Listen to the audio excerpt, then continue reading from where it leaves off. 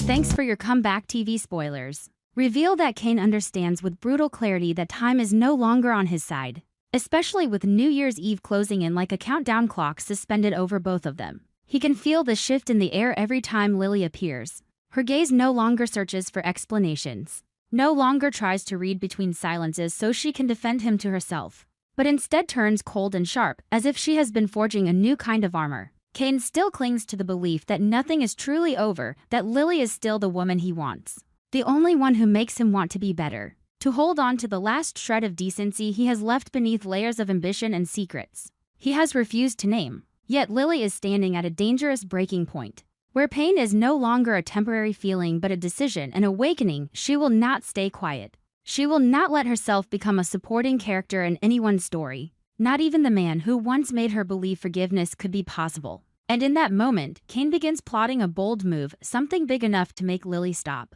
to look at him one more time before the midnight chime slams every door shut. Still, he knows the cruel truth: a bold move does not automatically mean a right one. And sometimes desperation dressed up as romance only exposes a person's selfishness more clearly than ever. Lily cannot erase the moment that tore the softness out of her heart. The moment she caught Kane and Phyllis in a scorching kiss in his office. It was not simply an image of betrayal. It was a strike to her pride and to every effort she has made to keep herself from becoming a woman ruled by memory. She has lived through too many cycles of trust and disappointment to ignore what that kiss truly meant: not just a lapse, but the sickening sensation of being treated like a second choice, placed behind ambition, behind impulse, behind schemes no one dares confess. In that kiss, Lily saw another truth. Kane allowed Phyllis into the most private space, in the very room where he often used polished words to claim he was rebuilding his life, carving out a better path. That image forces Lily to accept that promises may only be surface level, while something darker and hidden keeps rising beneath. If she keeps closing her eyes, she will pay again. Lily no longer needs Kane to admit or deny anything because she has seen it, and her heart has understood it in the most painful way. While Kane tries to keep Lily with declarations that she is the one he wants, Lily begins to hear a different voice inside her head, the voice she avoided for too long, because she feared where it would lead. Tracy Abbott, in a moment of blunt compassion, urged Lily to prioritize her own happiness, to put her peace above emotional games and half-truths. That advice did not turn Lily cruel, but it gave her something she has been missing: the right to choose. Lily realizes she has often chosen silence because she believed it preserved dignity, stability, and the social order Genoa City loves to worship. But silence is also fertile ground for manipulators to keep manipulating, for people who thrive on ambiguity to keep thriving on ambiguity, and for women like her to remain trapped in an endless loop of asking what they did wrong. Lily understands that if she does not speak, the story will be written by Kane, by Phyllis, and by anyone eager to twist truth into rumor that benefits them. And then she will not only lose a man, she will lose herself. Her decision to stop staying quiet arrives like a slow-moving storm, no instant thunder, but unstoppable. Lily begins collecting proof of Kane and Phyllis together, not because she wants petty revenge, but because she wants control over the narrative in the only way that feels fair to her. She knows that in Genoa City, truth is always fought over by power and image, and whoever holds proof holds the right to be believed. She stores every moment, every clue, every coincidence that can no longer be called accidental. Each piece of evidence feels like a needle, painful because it forces her to relive humiliation, clarifying because it prevents her from being lulled by pretty words. She refuses to crumble because if she crumbles, Kane will get to paint her as too emotional, and Phyllis will get to paint herself as the victim of misunderstanding. Lily is exhausted by a world where women carry the consequences of men's choices, and where truth is constantly softened into something easier to swallow. She wants people to see exactly what happened in the correct order, with the correct weight, and with the full measure of damage it caused. But the sharpest blade in Lily's plan is not the kiss or the time Kane and Phyllis spent together. It is the information that Phyllis stole, Kane's AI softwarean element, that pushes the story far beyond romance and into the territory of ethics and business integrity. Lily understands that if this comes out, it will not just be a tabloid frenzy. It will become a major question about Kane's credibility, how he protects intellectual property, and whether he is hiding something even larger behind the mask of a visionary rebuilding himself. Lily sees the way Genoa City operates. The business and social elite do not forgive stains that are too visible, especially when those stains involve AI, power, and the hunger to dominate a game. If Phyllis truly stole it, then what did Kane do once he knew? If Kane stayed quiet, is that silence fear or complicity? If Kane reacts too late, is he simply exploiting chaos to protect himself? Lily realizes that even if Kane insists he wants her, his internal compass still tilts toward whatever makes him win, and that is the reason she can no longer trust him. When Lily prepares to go public, she does not do it in shadows, whispering gossip like someone unraveling. She chooses a stage large enough that no one can silence her. She weighs the media, or a major Genoa City event where powerful faces gather and every word has consequences. She knows the setting itself is a message. She is not just speaking to Kane and Phyllis. She is telling the entire city that she will no longer accept life from the sidelines. As she steps into that public moment, she carries not only evidence, but a new mindset of someone who has accepted that loss is sometimes the price of freedom. She imagines the worst, pitying looks, whispered judgment, people digging into her private life for entertainment. Yet she imagines something worse if she does nothing, prolonged silence. Kane and Phyllis rewriting the story into a momentary mistake. While she continues to suffer in darkness, Lily chooses the light, even if that light burns everything she once tried to protect. The scandal detonates like a bomb, not only because it hits emotion, but because it strikes the foundation of trust Kane has been building in business and society. Once Lily publicly exposes the relationship between Kane and Phyllis, questions swarm like dark birds. Is Kane the one being manipulated or the one driving the choice? Did he know the AI software was stolen? Is AI simply another weapon in his power play? What role has Phyllis played in his business steps?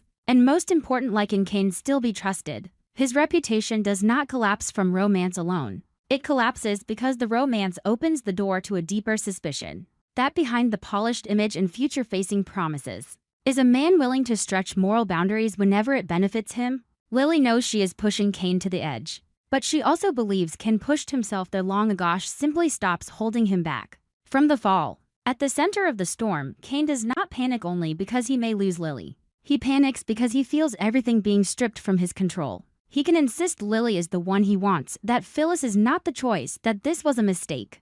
But words turn weak in front of proof. Kane feels cornered. If he attacks Lily, he looks cruel and proves he prioritizes control. If he begs, he looks weak and still may not save his image. If he blames Phyllis, he reveals another uglinicious willingness to throw someone into the fire to protect himself. Kane understands that every path could lead to loss, and that fear awakens something darker inside him. He does not want to lose everything, but the more he fears loss, the more he risks making decisions that accelerate collapse. On the other side, Lily does not feel victorious. She feels a hollow, icy emptiness, as if liberation always comes with the cost of loneliness. She does not expose the truth to watch Kane humiliated. She does it to sever the invisible tether that kept pulling her back into forgiveness. But watching Kane react only confirms what she has begun to suspect. Her silence taught him the wrong lesson, that she would always be safe harbor, always the one who understands, always the one who absorbs pain so he can keep living as he chooses. Lily recognizes that love cannot survive when one person loves through sacrifice, and the other loves through entitlement. In that cold clarity, she becomes sharper knit to attack, but to protect herself from the softness that could drag her back. Still, Kane clings to New Year's Eve like a final opening.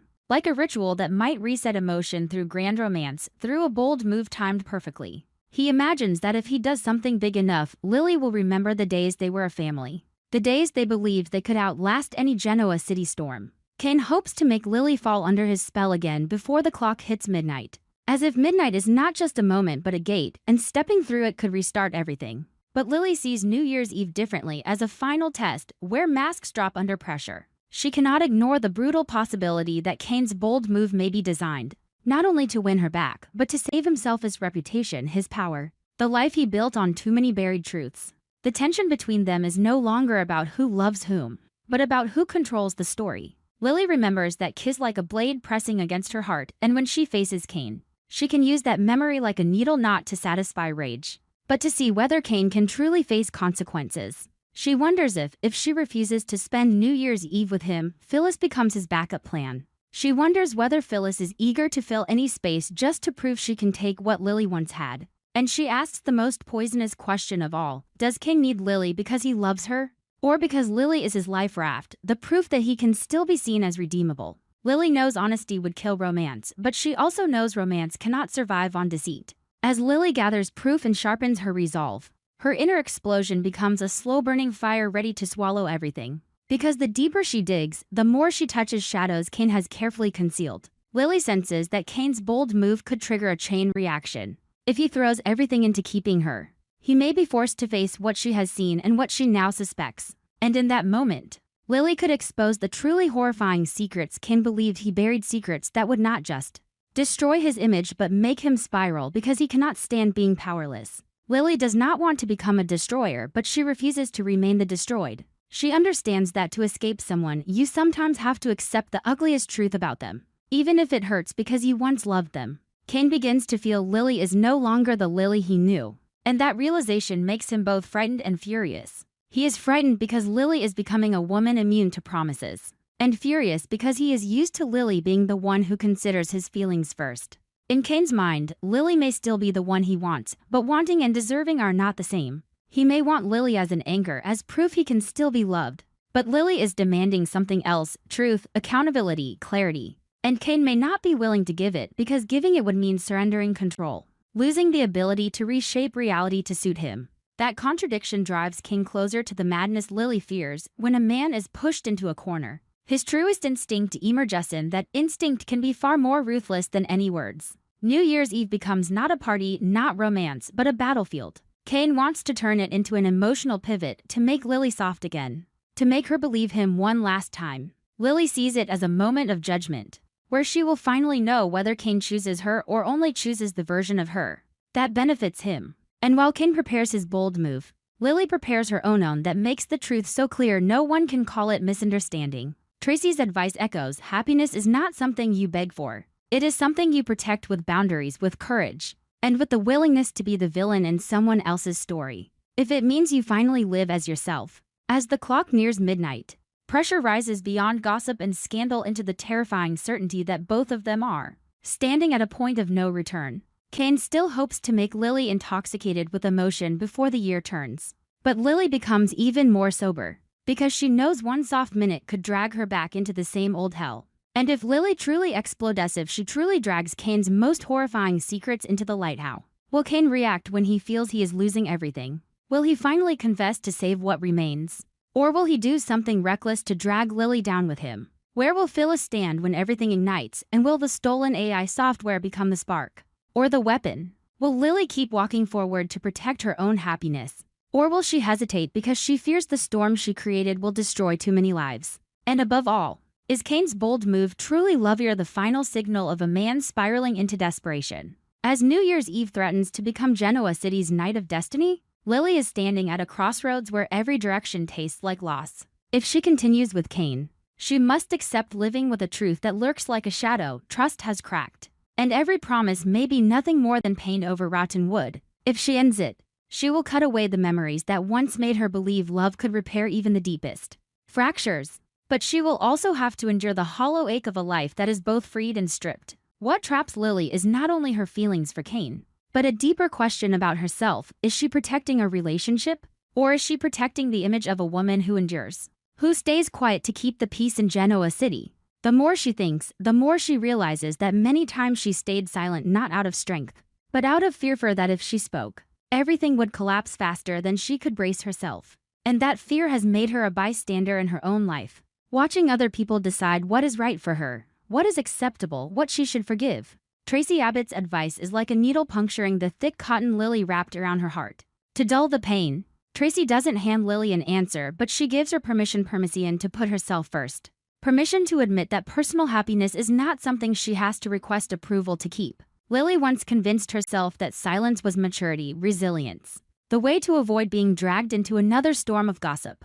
But Tracy forces Lily to see silence in a different light. Silence can also be abandonment of the self, the price Lily pays so other people can keep living comfortably. From that moment, Lily stops being ashamed of her anger. It becomes fuel, an alarm bell screaming that her boundaries have been violated for too long. She doesn't want to become a bitter version of herself, but she refuses to remain a woman who swallows her tears just to spare other people discomfort. Lily doesn't explode like sudden lightning. She becomes quiet in a way that feels almost dangerous because the deeper the hurt, the clearer her mind becomes. She starts secretly watching Kane and Phyllis, not because she wants to torture herself with betrayal, but because she understands how Genoa City works. It runs on proof. Truth without evidence is quickly twisted into misunderstanding, and the person speaking the truth is branded jealous to sensitive, dramatic.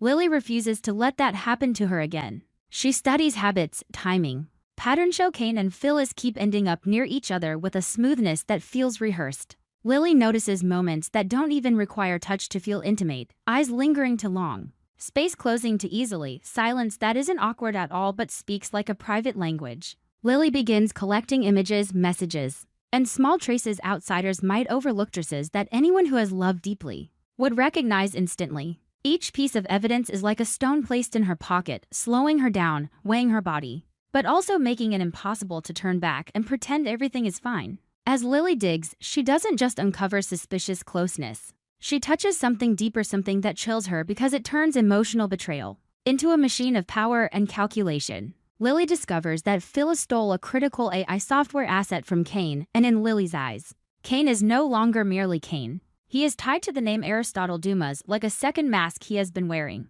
When this truth emerges, Lily feels as if she has found a hidden room behind the wall she once believed was solid. If Phyllis dared to take something that important, then what exists between her and Kane is far beyond a mistake. It suggests a level of trust or manipulation that crosses the line into something strategic and dangerous. And if Kane allowed Ida, if he didn't stop it, then Lily must face her most terrifying question. Is Kane being pulled into darkness? Or is he the one pulling others into dirty games to gain leverage? AI isn't just technology, it is power, status, and a weapon. When AI is stolen, it isn't merely wrongdoing, it's a declaration that morality can be shoved aside whenever ambition demands it. From the moment Lily connects those pieces, her feelings change shape. Her pain is no longer only the pain of a woman betrayed in love. It becomes the pain of someone realizing she has been standing beside something bigger than herself, something that could swallow her whole. Lily understands that if she stays silent now, she becomes a passive accomplice, even if she never wanted to be.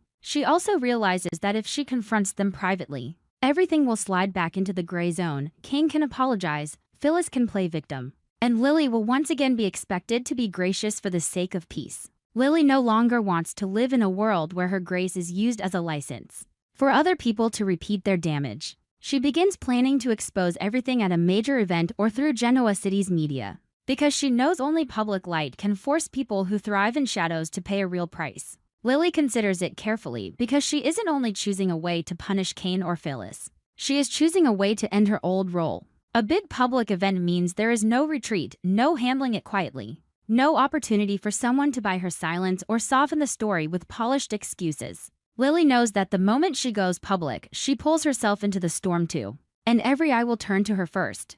But she accepts it because she would rather be seen than be erased. In the days leading up to that moment, Lily lives stretched tight like wire. There are times she wants to stop, to ask herself if she's going too far, if she's destroying everything over a surge of rage. But then she remembers the suspicious closeness, the evidence, the stolen AI, and the name Aristotle Dumas like proof that Kane has lived two lives for too long. Lily's hesitation dissolves, replaced by a sharp, icy calm of someone choosing one deep wound now rather than endless smaller wounds forever. When the event arrives, Genoa City's glittering atmosphere turns suffocating. Lily steps in not as a woman begging for sympathy, but as a woman reclaiming her right to tell the story. She reveals everything without flinching, without softening, without leaving space for anyone to explain it away for her. The shock spreads instantly, because what Lily exposes isn't only a secret relationship between Kane and Phyllis. It is a link between intimacy and power, between personal betrayal and collective deception.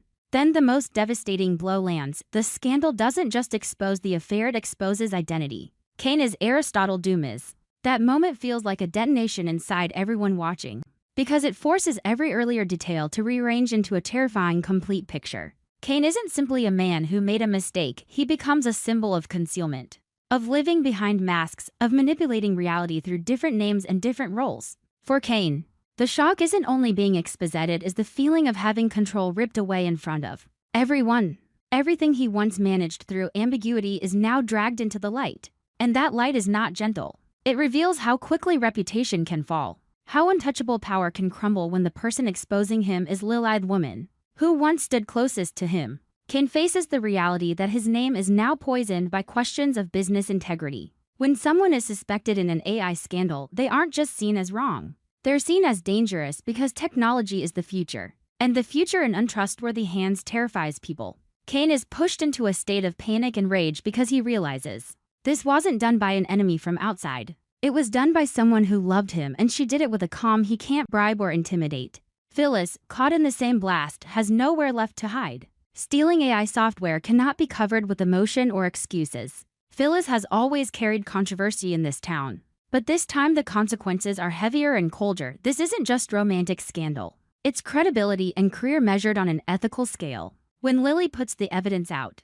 Phyllis faces the collapse of trust from people who once gave her second chances, and from people who were waiting for a reason to slam the door in her face. In Genoa City, professional credibility can evaporate within hours when the accusation isn't loved the wrong man, but took what was never yours. Phyllis doesn't only lose an image, she loses the foundation that keeps her standing in a city where every door closes when people smell risk. After the public detonation, Genoa City shakes as if the entire town has been yanked out of its glamorous dream and forced to stare at its core. The business world doesn't just gossip about the affair, it obsesses over AI, over Aristotle Dumas, over whether secret deals were manipulated in the dark. The social world doesn't just whisper about betrayal, it whispers about Lily, about the fact that she did what most people only fantasize about. Some admire Lily's courage. Some fear it because if Lily can expose Kane, then anyone's secret can be next. The debate doesn't stop at a love triangle. It spreads into larger questions about power and truth. How long has this town survived on masks?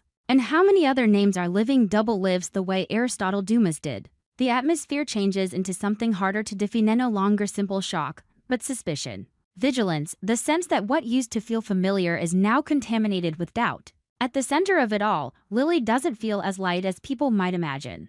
She feels as if she has dropped a weight and picked up another, the weight of being the woman who shattered silence and must live with the echo of breaking glass. Lily knows she did what she needed to do to stop betraying her own happiness, but she also knows she can never return to the old kind of peace. Genoa City will look at her differently. Kane will look at her differently, and even Lily will look at herself differently. She stands between two opposite feelings, freedom and loneliness. Freedom because she finally stopped enduring for someone else. Loneliness because the cost of truth is often being separated from what once felt familiar, even if that familiarity was toxic. And that is when the hardest choice returns, tighter than ever. Should Lily continue or end her relationship with Kane?